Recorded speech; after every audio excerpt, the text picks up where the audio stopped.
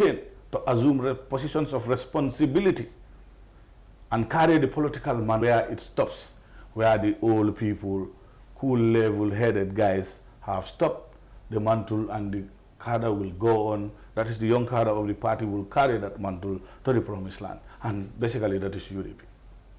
How does UDP go about seducing, if you like, young people? It is not about seducing. I would say presenting the most ideal policies and programs that will entice the youth to come to the UDP. Such as? Such as youth involvement. That is the core and the most important principle. If you want to empower the youth, you involve them in capacities that they will have an impact, they will have a say wherever decisions are made.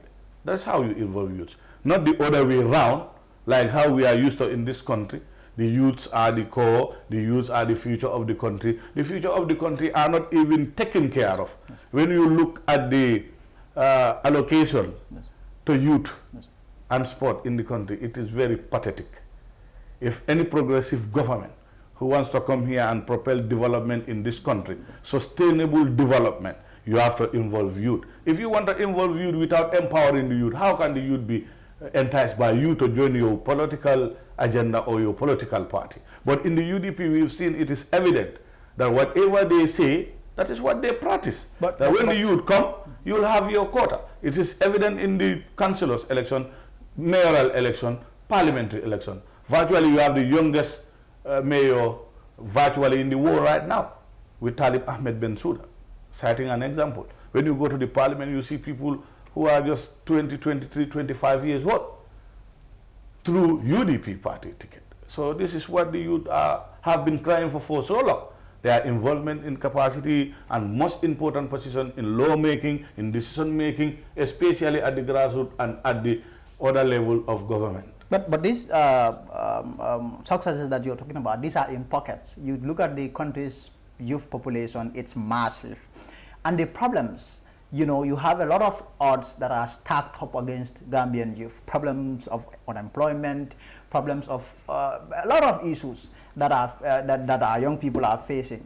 And most of these problems, can safely say it is a government that should address those problems, right? UDP is an opposition party, not in power. So what is there really for the young man on the street who doesn't have a job? What is there for him when he decides to join UDP? You know, that is what the hope to make a change for the better for the youths. You have a government that is failing the youth.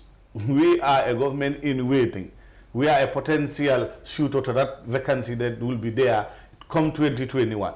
What can you do to alleviate all those issues? At least join a party that has already given significance to the youths, and slowly your dreams will come through.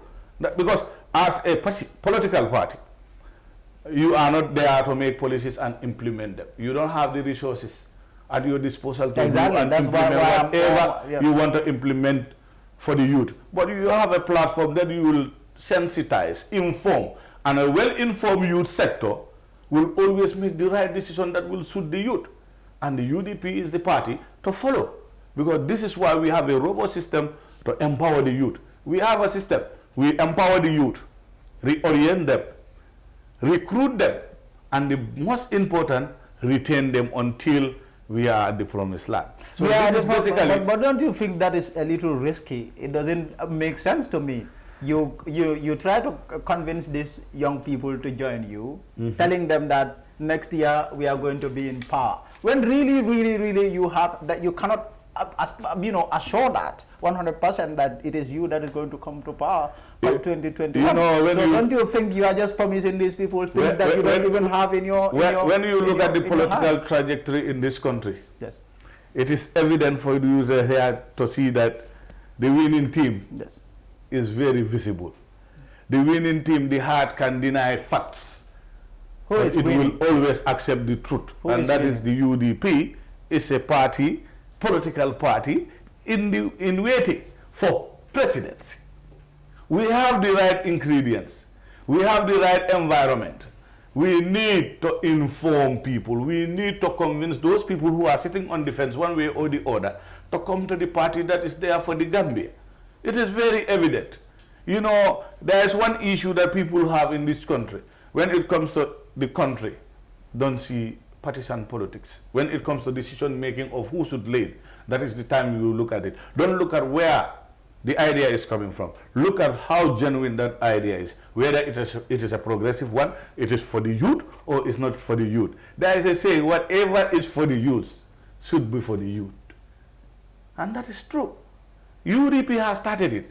So we don't need much to convince people. We say 30% involvement of youth. We started from the National Executive. When we were selecting for councillors, chairpersons, and National Assemblymen, we also adhere to the same principle. So come presidency, we will tell you, somebody who gave you breakfast and done a very good lunch for you, if he promised you for a fantastic dinner, you should always be thinking that this dinner is coming. Why are you stealing Barrow's line there? That is President Barrow's line. No, he uses it everywhere. Wherever he goes to, he says it. Why are you stealing Let me tell you something. You know, is UDP now turning into, let me tell you something. into a party of plagiarism? No, we are not plagiarizing anybody. But that is Barrow's line. You cannot say that is Barrow's line. There are good sayings and good interpretation, good. But it is only Barrow that I hear say that. It's only Barrow you hear say that? Of course. No, you've never heard me here. That's why you've not heard it before. But and I can promise you one thing. Breakfast and lunch. No, I'm just giving you a breakdown of what is happening. For Barrow, he is just using that. Barrow has not given us breakfast, let alone lunch. No, Barrow. Where was the breakfast? Barrow wouldn't. No. We said we the UDP. We did it from the councillors. You've seen we've selected young, able, dynamic youth to represent us from the councillors, at the council level. When you come to the parliamentary elections, you've seen we've taken the lead. So if we promise any progressive youth that we're gonna do the same thing when we voted in for presidency, you should be rest assured. You should be rest assured. Seeing is believing. You practice what you teach, and what we teaching, we practicing it. So this is basically UDP. We don't break promises. We always keep ours. But how do you go about keeping your promises? Because UDP is not tested yet. UDP is a party that is still in the opposition. No, basically, Lamin, we've been tested far too long. For 22 years, we've been tested. How? I'm talking about UDP being tested in the form of forming government. You have not formed any government yet. So you still are not tested, Mr. Komma. You cannot be tested if you are not voted for Mr. Njai. You have to go through a process of voting, and you will be tested when you've won. But everybody, is a potential candidate. You have to have programs, policies that you will promise the electorate that when I'm voted into power, these are the plans that I have for you. It is no longer the blind politics of this is Mr. Njai, he's very famous, he is my cousin, he is that, you are popular and that. No, the Gambian youth and the Gambian electorate, they need robust, dynamic, progressive policies and programs that can be implemented and that are very realistic. You cannot tell us things that they are not realistic. So UDP, we are in the world of realism, not pessimism or whatever. We don't live in dreamland. What is tenable and attainable, that is what we do, and that is what we are promising the youth. And the signs are there to be seen for everybody. I've seen someone say that, you are dreaming, saying that UDP is the government in waiting, that you are dreaming. Are you dreaming? That is his civic right. But are you dreaming? No, we don't have dreamers in UDP. What do you have? We have realistic people who are always there to talk about the merits of what UDP is. So as the KM youth president, but let me take you a little back, because what I've heard is that Nyawuru, for example, is not someone that has been in UDP for long. So you don't really understand the dynamics of the party. When did you join UDP? I joined UDP basically 2016-17. Yes. After the change of, so you were APRC?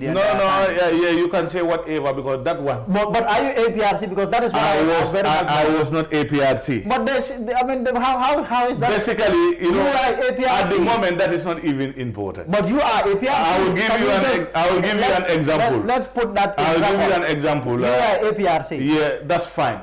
But they just say yes. No, if you want me to say yes, that is when you want me to say yes. But you are... No, because I've never... I'll come down to what you want to hear. Of course. I've never held any position in APRC from the ward to the constituency to whatever level. I've never attended a congress that is APRC. So how, but and I don't even have, I don't even have an official membership of the APRC. So if you say I'm APRC, how do you prove that? Today, when you ask me whether you are UDP, yes, I'm UDP. You are seen in APRC meetings. Everywhere you go to, Nyawuru is in the crowd. Seeing somebody in APRC meetings. Yes, but that is you. You supported the party. It shouldn't be difficult for you to say I don't think that is very important here. But it shouldn't also be difficult for you to just say, yes, I was APRC. If you invite me here, my past. Yes. No, it's in the past. It is, yeah, I was not APRC. Yes. I was moving with friends who are APRC. They have positions in APRC. They were occupying national executive positions, and they were my friends. Basically, naturally, wherever they go, I go. We can go together, we chat together, we do issues together. So basically, that is it. But if you ask me today, I tell you yes, I'm UDP because I'm having UDP ID card right now that to identify me as a member of the UDP officially, and I'm holding positions in UDP. One would say you are a fast riser then, someone who... No, it is not like that. Whoever knows me and becoming the whoever knows Nyawuru will tell you Nyawuru Komma's father and mother. I was born into a household of politics. My father in Jara East is a key member of the former regime PPP. After the founding of UDP, they were among the first members to embrace UDP. Likewise, my mom. They all died supporting this political party we call UDP. I was brought up under that environment, UDP household. So that one, only people who don't know Nyawuru will say Nyawuru might be APRC, but me, I'm UDP through and through, and that is it. And at the end of the day, if people who are assuming I was APRC before, I will tell them, even if I was APRC before, I've seen UDP, I've gone through all the manifestos of all the political parties, their policies, their programs, and UDP is what suits me well, and I've seen that that is the most progressive party that somebody can follow and develop yourself as a youth, and also contribute your quota towards national level and encourage other youths to follow suit. So this is basically it. UDP has the best on offer that I've seen and perused through, and I'm UDP 100%. No doubt about that. No doubt about that. And there's one thing also, if people think that I've just come to UDP, I'm a fast guy, I rise fast. Yes, it is whatever people do in life, it depends on your comportment, your commitment, and your attitude towards what you believe in. When I look at the deen, Islam, as I say, Amirul Mu'minin, Omar ibn al-Khattab, was one of the last people to join Islam. But he became the second Caliph of Islam. We know why? His commitment and how he holds the ideas and the principles of Islam to his heart. And he has a name called Al-Faruq. A little bit of Islamic history. A little bit of Islamic history telling you the dynamics of it is not important when you came, how you came, the time and the place. What is important is the commitment. And the nature of how you want to hold the principles of the thing that you support. The reason why I asked you this is because I've had people say that UDP has been hijacked by people, new arrivals, people that arrived newly. I've had people that were UDP members and then flipped to the other side. That they're now Barrow, and what they would say is that, we fought this long, 22 years we are fighting a dictatorship. Shortly after the change of the demise of the natural death, if you like, of the dictatorship, all these people started scrambling, came out of the woods, started scrambling, and then hijacked the party. Is this the case? That is not the case. That is just what they say. If somebody is not actually meaning what he says, and he doesn't believe in the principle of what he supports, that is what he do. They are out there for the highest bidder to grab, and they've gone to the highest bid. They don't have the love of the country in their hearts. And that's simple. It's very simple. I was working. I left my work to pursue a career in politics to salvage the Gambia from where it is. It doesn't mean that I went into politics but I have nothing to do or I was not employed or whatsoever. Yes. People online, they can tell you this, I was working. And I was not having a ministerial post, but I was content with the position I had. I was working with a lottery company that I was one of the founding members of that company, and I rose through the ranks and I became the operations manager of that company. Maybe there'll be not much as other countries how they normally have, whatever they have when it comes to remunerations and salaries. But even in the Gambia, becoming a line manager of a lottery company, being the operations manager. I think I was aware of that. At least you were aware that we used to have programs and promotions that we normally bring to Fatu Network and other. So basically, I came to politics to save the country, not the desperate type, not the type that will come, but I believe in what UDP is selling, and I bought it, and that's that. But the people who are telling you, they want to leave, and they have no genuine reasons. You can support the president in whatever capacity you are in whatever party, given that the president, what he is doing for the country, he means it, and whatever he says, that is what he is up to, nothing else. But if you have a transitional president who is out there with a program of a 3-year program period, and you just want to go 5 years, that means after the 3 years, you will be stuck, because your plans and your policies and your programs are designed for 3 years. So when you just go beyond the 3 years, you will be repeating, or you will be relying on other technocrats who have served over other governments to show you the path to your own demise. And that's what is happening in this country. You are from Latrikunda Sabiji. What we have seen is that the MP who rode on the UDP ticket there has since left the UDP. How, I mean, at that level, the level of Latrikunda Sabiji constituency, how popular is UDP there, given looking at it in the context or in the claims there by Mr.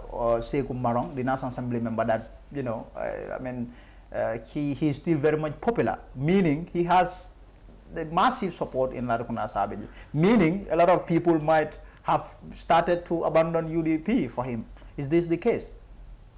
Mr. Njai, Gambia is very interesting. We have politicians who cannot substantiate whatever they will claim. We have politicians who will say things that are bogus, and that I will be very ashamed to say on a platform.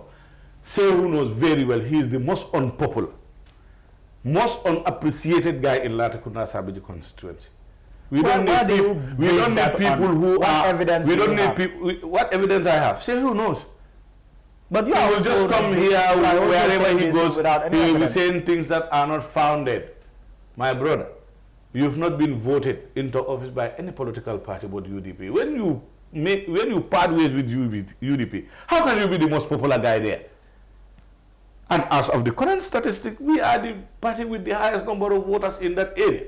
When you part away with that, common sense, how can you be the most popular there? And they are still there. Their structures are still robust and intact. You don't even have a structure in Latrikunda, the party he joins as the NPP. They don't even have a single bill. But doesn't necessarily. It is very important. It necessarily is very important in politics, because that is the place people can gather and discuss politics. You don't even have a banter to discuss politics. But we have seen what other political parties are doing. We have seen what other political parties, they are very much into old school politics, having their meetings in people's houses. Even a politician. People made him win.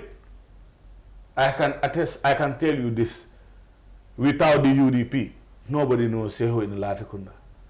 There are some people, there are candidates who have been known at least a little, but Sekou is not known in Latrikunda. It's because of the UDP. Today he's National Assembly member. And if he thinks he's that popular, I told people that if I think I'm very popular, I will do the honorable thing, resign and rerun. But that is, to me, it doesn't make any sense. Friend, why would he resign? There is a guy here. Does it make sense? There is a by-election supposed to be taking place at Kerjalga. Somebody resigned. So, but does that he did the honorable thing. He was elected through a party ticket. When he came and know that he is no longer supporting the ideas, the philosophy, the policies of that political party, he did the honorable thing, knowing that the people who voted me in are GDC, and he resigned. What is stopping Sekou from doing that? But you cannot disappoint the trust of people who voted you into office. and yet still you want to be trusted by claiming that you are a very popular politician. He is the most unpopular politician in this country. Lati Kunda Sabiji is a no-go area. If they will let them, you can do one thing, you can do a voice popular, whatever you call it, go around Lati Kunda, seek for people's opinion about Sehu Barrow. You will know where the truth is. You know where the truth lies. Sehu Barrow is pretending. This is his first and last time as a politician. I can assure you that. Let me ask you about your opinion about the man he supports now, that he's supporting, President Adam Barrow. What do you make of him? The rise and rise of Mr. Barrow. Because clearly what I have seen, and I say it every day, UDP people would laugh at it, but I can assure you the president is getting more and more popular. Just yesterday, we have seen an MP of GDC that was, speaking on the reason why he dumped UDP to go and join NPP. So the president clearly is making, we have seen what happened in Ghana East. GDC, there was a primary, and there was this very man who says he's very popular there, left GDC for NPP. This is what I'm telling you, politicians of today, they are not, people supporting him are not trustworthy, like the system they support. Simple. Because if people can only be opting for position, looking for position, not believing in the ideas and the philosophies of the party they are registered with, the party they support, they claim to be part of that political party, then where are we? That means that we have political patronage in this country. People are not following beliefs, they are not following ideas, they are following money and positions. If not, how can you contest just recently for a position in a particular party because you lost the primaries, and that is democratic. You cannot be selected in any political institution that is democratic, not going through primaries. That is the delegates sitting there choosing the representative they want to be their candidate. Because you just failed at that first hurdle, you just jumped. I'm just saying you just jumped because people there will be promising you positions, come here, but let me remind them, there are many people who have been promised positions, they've been roaming this Gambia for the past 4 years, they are still jobless. They are still not without jobs. So if you join the list will just grow longer and bigger. Let me clarify that part. You will be another victim of the nation. Let me clarify that part, because what Aso said was that it is the crowd, the massive crowd supporters behind him, who told him, who threatened that they were going to switch to NPP. If he comes with them, that's fine. If he doesn't come with them, they're just going to abandon him and then support NPP. So basically what he was saying is that it is his supporters who made him to, Lamin, this is politics, and I'm sure politicians are doing their job very well. The NPP guys. You've heard it from the NPP guys who you normally see, creating those type of tantrums and creating whatever atmosphere, pretending that they own everything. The same old politicians in NPP, with this guy they supposedly come from GDC. Where are the guys? If you have a group that compel you to join a particular group, I thought it was very necessary when they're making that video to make sure that people see the group that compel you to join that particular party. It's very important. I'm compelled by my supporters to join NPP. Where were the supporters? It's only Dusano, Sidi Njai, and that guy, Aso. Where were the supporters?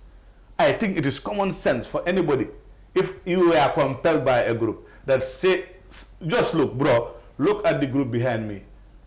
I don't want to come, but these are the people who put pressure on me to come and cross carpet to NPP. I think that will be very genuine. That will be understandable. But doing this flip-flopping politics, which party trying to sway and at least steal the mind of people by telling them things that are not true. Which party doesn't do that? Because I remember back in 2014, if I am not mistaken, 2014-15, we've seen what was reported on the papers. 2 journalists got into trouble for that, saying that, it's cause of, APRC supporters defected to UDP.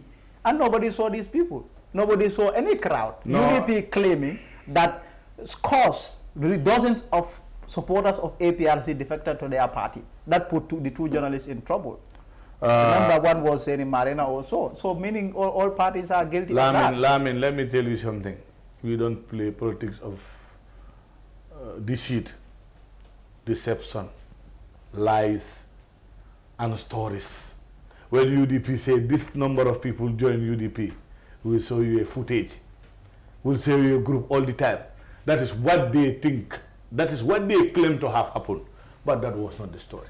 UDP has never claimed that this number of people have come to our party without you seeing the facts. We don't operate like that because there is something about the UDP. We don't hide when we do our things, and we are not always, we are a very big group. So when we come out, the fanfare, the ambience, the followership, the people, the color is always vibrant. What is the mindset in UDP, this issue of Dabo becoming president? Well, I've interviewed Dabo, and he clearly has the strong desire there to run for president. But what is the mindset within the UDP, especially among the young people? Because there's a lot of people who would say, Dabo is old.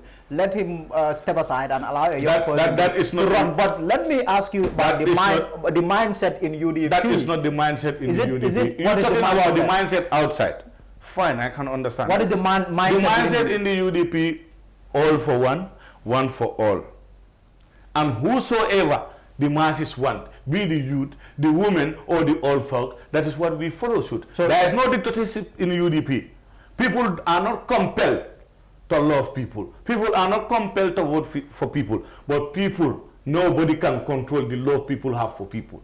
And when they say Useno, it's Useno. When the UDP say Useno, whether the young, the old, or whatever, that is it. So there is no system in UDP that is young, old, or whatever. How about this issue of UDP supporters being belligerent, being very aggressive in the way and manner they go about politics? Does this really let me tell you one thing. I think this is a very good question that you raised.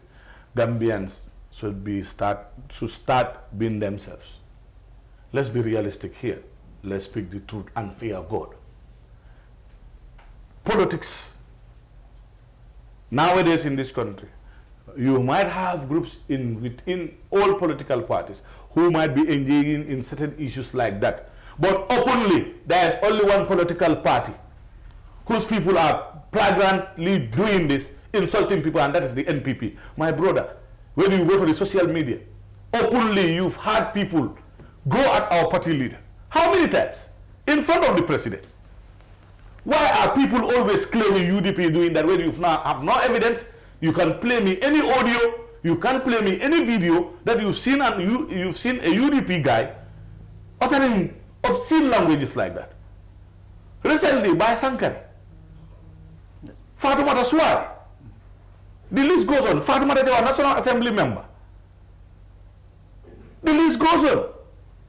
People blatantly, openly using obscene language against the party leader. So the UDP is a very tolerant party, and nothing happened to those people. If UDP were otherwise aggressive, what would have happened to them? It is only in the Gambia you see people attack one of the biggest political parties, their head, insult them, and go scot-free without anything happening to them in front of the president. Are you talking about taking the law into your own hands? In other countries, that is what happens there, mob justice. But the UDP, being a very disciplined, very organized, law-abiding political party, will always have advice from the leadership not to engage anybody in a physical confrontation or otherwise. But let's be realistic here. Let people stop this double standard they're doing. If the UDP is aggressive, UDP are insulting, you have no footage, you have no audio of UDP going viral, people insulting political heads or leaders of these other political parties. But always you will hear people insulting, attacking Usainu Dabo, insulting him paternally, maternally. His entire generation. How many times? And nothing happens to them. And they are part of the ruling party's executive. Some people are part of them, very close to the president and his team. What have they done to them? Have they advised them? And it doesn't stop there. Sehu Barrow, Fatoumata Suwari, Fatoumata Jawad, by Sankare of recently, and many other people. Ahmad Jide just not too long ago, not 3 days ago, on behalf of the NPP in their NPP diaspora platform. Where is the evidence that shows you UDP doing the same thing? You don't have that. Yet still, people want to be hypocritical. People want to be they stoop too low just to play these mind games and blame games of UDP doing this, UDP doing that. Hell no. That is not the truth. The truth is otherwise, and they're not talking about it. And the president is saying all these things happening. This is where things can start evolving. This is where things can start evolving. When the majority are there being targeted, insulted, especially a leader.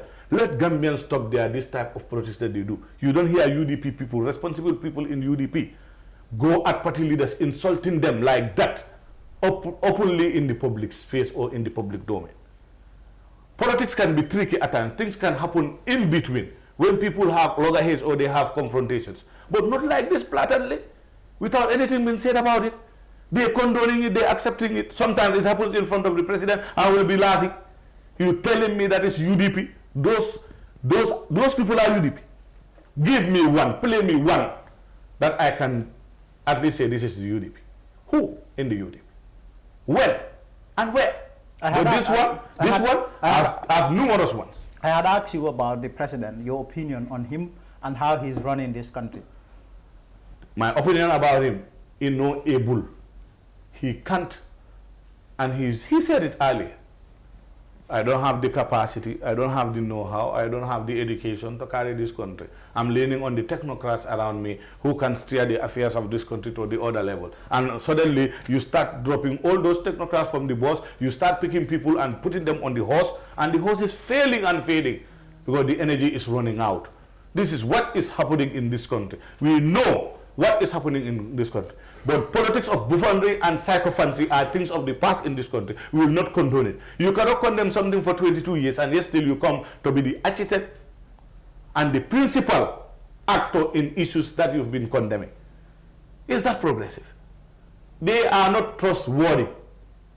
Barrow and his guys are not trustworthy. People are here in this country, they can attest to what I'm saying. I'm speaking live on Fatu Network. People have promised, there was times people have promised positions before they even go and inform their family members and come back to the authorities. They've already appointed somebody to that position. If you want to trust Barrow, you will be the last person in the room talking with Barrow. Or else, if you leave earlier, he will change his mind with somebody else.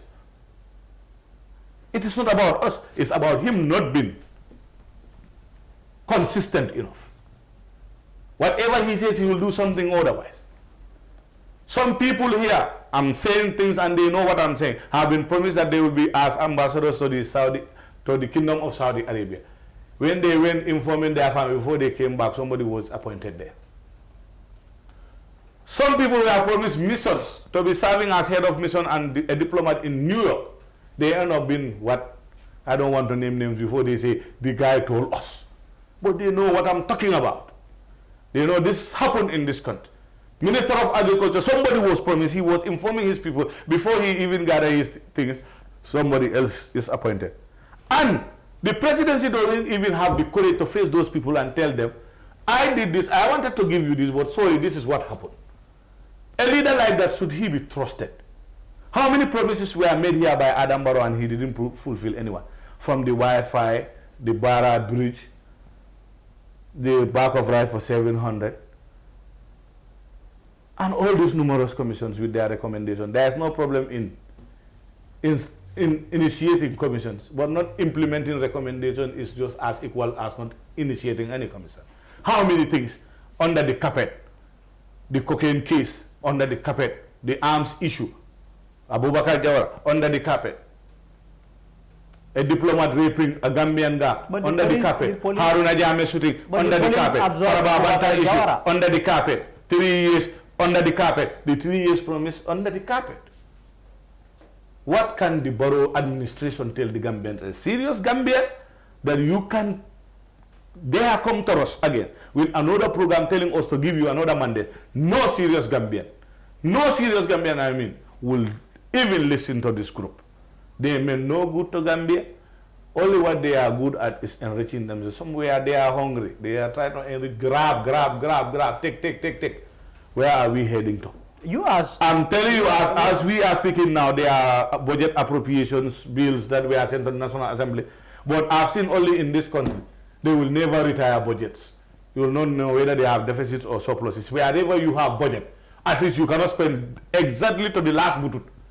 No, but they You must retire. have- They do retire. They do retire where? They do retire the budget. Where? Maybe it's not reported. It's not reported. It should be retire. reported. They It should retire be with the budget. reported. They retire the budget. It should be reported because when the budget is read, it is read publicly. People will hear over a day that this is what we want to spend on Medicare, this is what we want to spend on foreign affairs, interior, education, youth and sports, state house. So what happens when, at the end of the day, when we need to retire that, tell the Gambian people, this is what we spend, this is what is there as surplus, or this is what is there as deficit, so that people can understand whether the country have been moving or whether the country made anything in the final year. But no, or the previous year. But no, only politics of sycophancy, patronage. When even somebody is not doing right, you're telling us it's right. It looks like the president is running away with next year's election, because I have interviewed or interacted with a lot of his advisors, and they are saying he's getting ever popular, and should an election be conducted, let's say tomorrow or next week, he's going to win landslide. My friend, if you believe in that, why did you even brought us the problem of 3 years issue? You thought you were very popular, every 100 you own 70. My brother, do the honorable thing, resign 3 years, we go for election. My brother, Barrow will know. He therefore for anything. I've seen UDP. Barrow, therefore for anything, bro. I've seen Barrow has not done anything for the Gambian to revote for Barrow. Give him another mandate. But so why do you think all these people are living and flocking to him? Flocking to him. All these people that are going to him. Maybe they think that he has taken from UDP, taken from GDC. No. Taken from he has taken from UDP. Of course. I told you all these people that are with him, the Fatumata Jawaras, the Seku Marons, the Gusanos, I told you. Let's be realistic. All of these people are UDP. I'm not trying to. The Lamin Chams, all of these people are UDP. My brother. Are they not UDP? No, my GDC brother. he's taken. APRC he's taken. My brother. The NCP, PPP, all of those, he has supported all of that. My brother. So he's taken them by the day. Have you even seen that? My brother. Gambian problem. People, Gambia for our homeland is no longer an issue here. People don't respect what is in our national anthem. People in this country, they value their positions more than what is the interest of the country. All of these people know that Barrow is not the guy. All of these people you're talking about is either because of a 5,000 check, a 10,000 check, or a position as the deputy advisor to the president. My brother, somebody who's supposed not to be a gardener in the American embassy here, is an advisor to the president in the Gambia. That is pathetic. It's pathetic on what? Tell me, somebody who's supposed not to be even a gardener in the American embassy is an advisor to the president. Somebody who has been jobless for 20-something years is an advisor to the president. Somebody who is flip-flopping from one political party to the other, has no home, permanent home, is an advisor to the president. Where is that president heading to? Doom. Doomsland. That's where we're heading to. There's nothing. The health system in this country is raw. I'm coming. The president Imagine the only teaching and referral hospital in this country runs out of blood bags. RVTH, Edward Francis Small Teaching Hospital. You want to tell me that is a serious government? When that government, the head of the government, Adam Barrow, has his political party and he is buying pickups for those political parties. Even if the government is not having any fund, as sometimes leaders claim, government have no money, I have money. When before you become president, you don't even own a four-wheel drive vehicle. And you want to perpetuate yourself, tell us that we have money, I have money. Even if you have money, the government doesn't have money. If you have mercy for the Gambians, the RVT, the only teaching and referral hospital cannot run out of blood, my brother. By that time, if you have a patient there, an emergency patient who needs blood transfusion, where are we going? You want us to go to the shop and buy this normal polythene bags and put blood there for transfusion? This is how bad and deplorable our health sector is. No, even paracetamol. In those days, they will tell you, paracetamol, there's only paracetamol, but now there's no even paracetamol at Barrow hospitals. Electricity. Before you talk about rural electrification, the people in the capital here who needs electricity most, production for livelihood, are not getting normal electricity. Water, we don't talk about that. For the last 3 days, some areas, they don't have water. You want to tell me that it's a serious government? But he's still getting people that are coming my and supporting friend, him. that's why I'm telling you, Gambians, reasonable Gambians know what I'm talking about. The other ones, I told you, they are not they are for anybody's interest, their pocket. Any president that will go anywhere to canvass for votes by using money or telling people, I give you a bag of like 3,000, you are fooling yourself. It is not sustainable. I'm telling those people that is not sustainable. Somebody will give you a bag of 3,000 only once in 5 years. You will not see the guy and you will not have any development. Look at the deplorable conditions of our roads. This Gambia can't boast of any road network that is good within the capital and in the greater Banjul area. Where tell me one without a pothole. There is no road. Some roads are virtually on. The OIC roads project is coming. My friend, if you go to the road, how many roads that if somebody is hungry, give him food to eat. Don't tell him I will try to cook for you tomorrow or I'm cooking. When is the cooking going to be done? People in this country have suffered for too long. They are paying their taxes, man.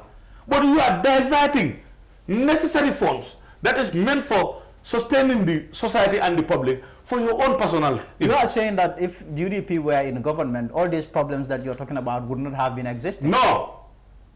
The samples are out there for you to see. What sample is there? From our people, for a party that has who have not yet been in government, has not yet been in government, but we have our mayors and our chairpersons. They're doing great. Landin Sane in LRR is doing great. If you are following the events and the development. It's very seriously limited. It's very seriously limited, notwithstanding the limitation. He is delivering the goods.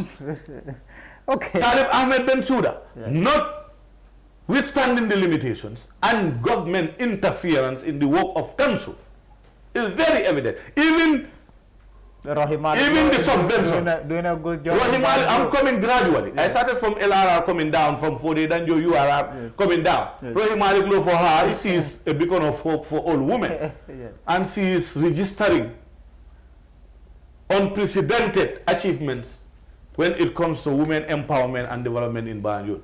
If you attest to what I'm saying, seeing is believing. And when you come to KMC, even without our council being given the normal subventions that are given to them by law from the government. They don't do that just to sabotage their development programs and their agendas. But they're surmounting all those obstacles that are created by politicians just to fail this UDP as candidates. I mean, they are doing fine. When Talib Ahmed Bensouda was coming to KMC, we were operating under deficits. We have held the accounts. First time in the history of KMC and in the Gambia that every ward under the municipality is having a refuge garbage truck. That is cleanliness. A healthy nation, a well-informed nation, an empowered youth-built nation is a sustainable one. And this is what the UDP is working at. Now, let me ask you this. Should President Barrow win? Because clearly from the look of things, from what I have seen, the election would very much be between UDP and President Barrow. Should President Barrow win the election, what is Nyawuru Komma going to say about that? Should, you said should. Should he win? He will not. You are saying should. Who should use the word should when you will not? You will not win any election in this country. Barrow can't win any election in this country. And if he is thinking to tango with any political party, be warned that he is inconsistent, he is not trustworthy. And nobody is saying here, the rural Gambia should not get roads. I mean, what I mean is very clear. When you have to give people roads, give them roads that will have durability. Don't give them roads that you will give contract to one of your sidekicks or one of your colleagues. I see you are trying to play the devil's advocate. No. Me, I'm from rural Gambia. Wait, there is one thing here. The people who can play hypocritical at times don't love rural Gambia more than I do. There is not a month that goes by without me going to rural Gambia. I'm a rural Gambian. You cannot love rural Gambia more than me. If that is what you claim, you're just fooling yourself. But what rural Gambia needs is not second-class roads. We need good roads. But what I'm trying to draw is that even the capital here at the Greater Banjul area is not getting good roads. So when is the rural Gambia getting good roads? But did you see all the roads that we have been inaugurating? Some communities, Mr. Njai, and these are roads that are being built. If you look at the water they drink, it's as red as the poto that we normally have on the road when you come from Sukuta going to Sanjapa. But that was in the rainy season. But with rainy season, as of today, my friend, have you gone to rural Gambia? Before wasting millions on issues that are of no interest to you, go to rural Gambia, dig boreholes for communities that will trek for 3, 5, 7 kilometers to just go and look for water that is as red as pot, gravel mixed with water. That is called someone is commenting saying that Barrow firing Dabo was the best decision that he's ever made since he came to power. Dabo was sinking this beautiful country. Do you agree? I said that they are not informed. You know, when there is a saying in local language saying, "Malafi bukalafi." If somebody doesn't like to see the truth, he will not see the truth. If the light is coming from that other end and the rays are there, people are telling you this is the moon, you say it's the sun. Who is going to deny the fact? Everybody heard what the president said here when they came from the Brussels conference, donor conference. That yes, ministers tried a lot. Everybody put hands together, but I'm commending 2 ministers out of the whole lot in the cabinet. That's the Minister of Finance, then Amadou Sane, and the Minister of Foreign Affairs. After 3 years, after they've been sacked. This is what I always tell people. Let's do this thing now. Let's just discuss this issue. UDP ministers were sacked nearly 2 years from the government. What progressive thing do we have from the government after 2 years? Now you don't even hear the NDP. Then it was NDP. Now you don't hear NDP. What happened to NDP? Is NDP dead? Or you want to tell me the ministers who came after the ministers from the UDP were sacked, they don't have ideas? They cannot work? They don't have the conducive environment to deliver, but still they're not delivering, my friend. There was that vehicle policy brought by Amadou Sane that would have generated 900 million in 3 years. With the advent of COVID-19, it would have not even been necessary to cut government expenditure on other departments. That money would have been there, ready-madely available to be used for COVID-19 purposes. But all those were thrown into the drain by Adama Barrow and some of his cronies because they don't want anything progressive. Sectoral reforms were ongoing. If you want to change the system, you have to implement reforms. That's why the UDP didn't ever believe there was no system change, because system change should be gradual, but it should kickstart and it should start. When we started doing that, he thinks that that is against his political interests. That is the time the UDP people were brought down off the boss. But now there is no boss, there is a horse. And when the goings get tough, the tough is going to get going. Let's just go with time. The horse will run out of energy. They will start trekking. When they start trekking, they will fall into a big pit. And when they fall there, there will be no rope to salvage them. This is where they head into.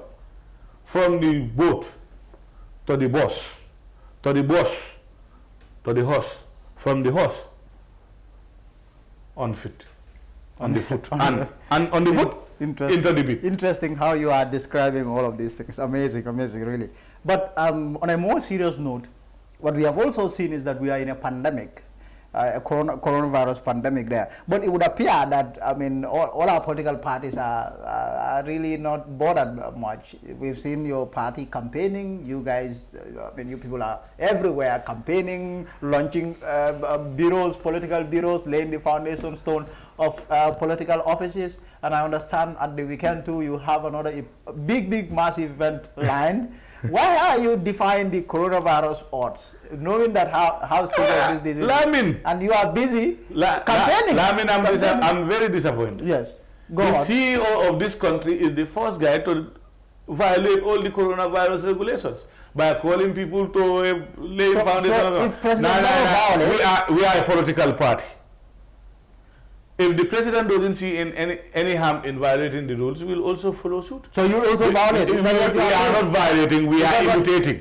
You are imitating? The president. We are not violating anything. He violates. Violation stops only one step. But why would you put your life and the life of... The violation cannot be continuous. No, violations are never continuous, in the sense that only one violates, the others will follow suit. The president violated, everybody followed. But why would you put your life are just helping him in his violation and the lives of others in danger? No, our lives are not in danger, because we will see our party leader and many key people in our party. Whenever they are in the midst of people, they put on face mask. You don't see Barrow doing that. But there is always no social I'm distancing. saying no social distancing. Yes, no social And distancing. The crowd, nobody will wear a face mask. Because this is what I'm telling you. We are a political party. The incumbent is doing political meetings instead of even using state resources. Because if you imagine the amount of money the president spends on per diem on food and fuel to go and inaugurate a small market in Jarasoma, that amount of money can be sent for another place to ameliorate their problems when it comes to water.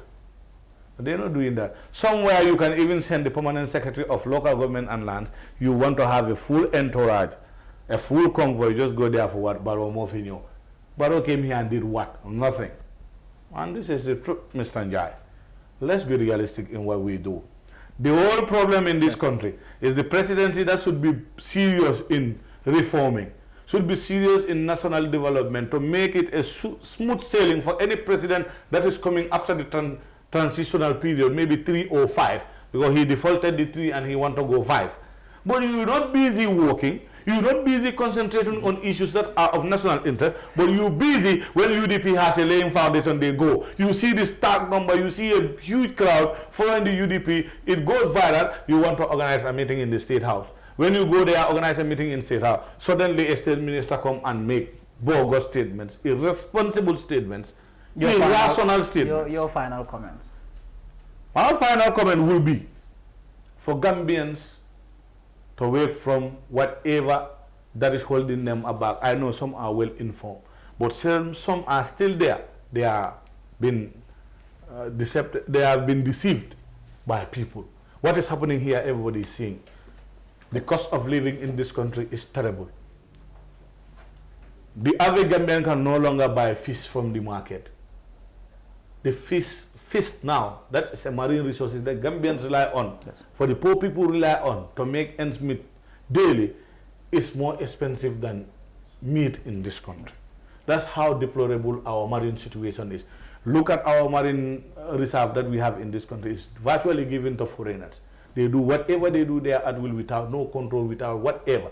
And even that ministry is involved in a heinous, purportedly incriminating corruption scandal. The government has initiated another commission, but that commission is a non-starter because commissions that will have recommendations and they will not be implemented. It's a non-starter. We don't want that in this country. So let the Gambian people know that we have only one common enemy in this country, and that is Adam Barrow and his government. They are not bent on doing anything that is in the interest of the country, but on their own political interest and in the interest of few people around him who are busy grabbing, putting in their pockets at the hospitals.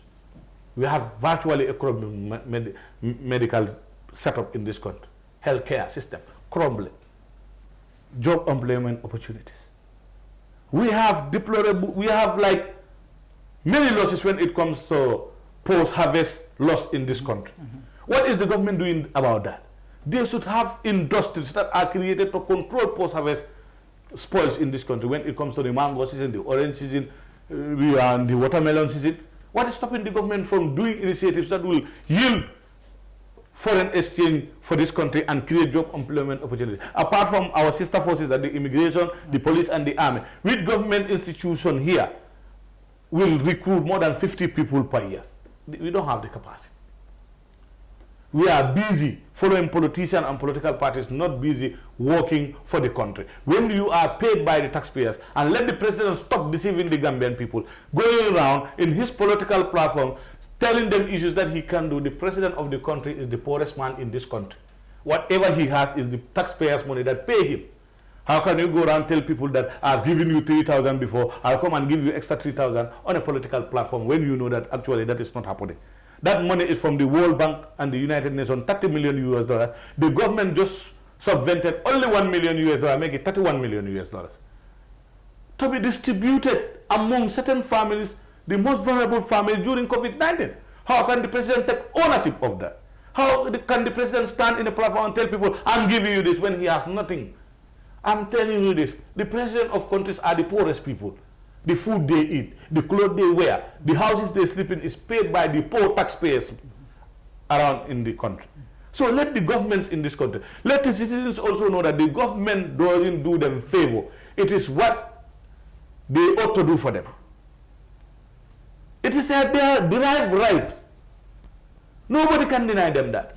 Access to education, access to good tap running water, access to good health care, access to good roads and social amenities is our right as a citizen.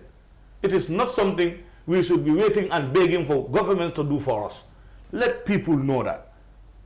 And the only political party with the leadership, with the maturity, with the technical know-how, the technocrats in it to ameliorate this problem and solve it and make Gambia a better Gambia is the United Democratic Party.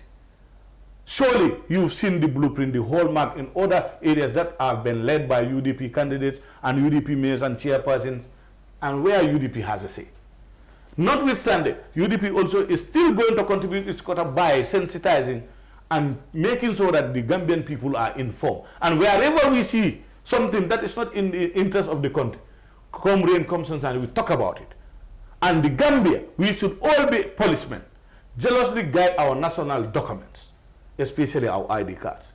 Because this government will stoop too low to do whatever they need to do to entrench themselves in power at any cost. What does We that will mean? not allow What does that mean? the immigration department to be manipulated, to be intimidated, to be harassed, to be micromanaged by Barrow and his people by stating issues that they don't have any proof, they don't have any statistics, they don't have any info on, just to create that aura of fear over the immigration so that they will not be able to do their jobs properly, so that they can do their heinous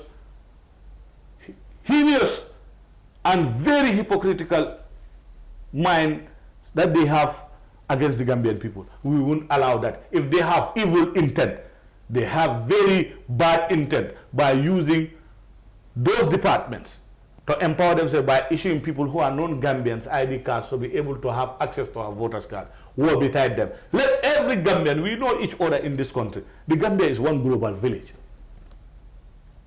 If you are a Gambian, no matter which tribe you come from, I have no problem with you acquiring documents that belongs to you.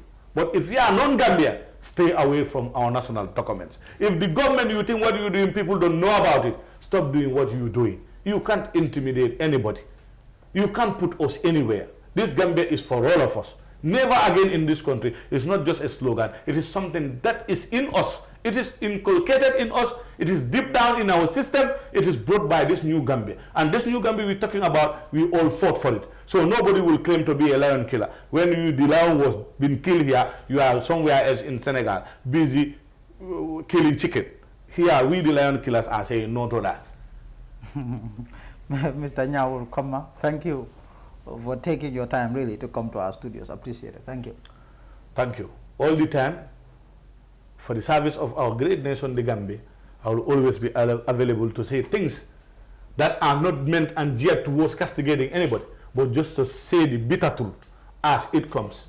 The way you see it, that is how we will talk about it. A luta continua, victoria est certe. Thank you. Thank you. Well, the viewers, that will bring us to the end of today's show. Thank you for being there. We'll come back tomorrow. We'll be back tomorrow. Until then, my name is Lamin Jai.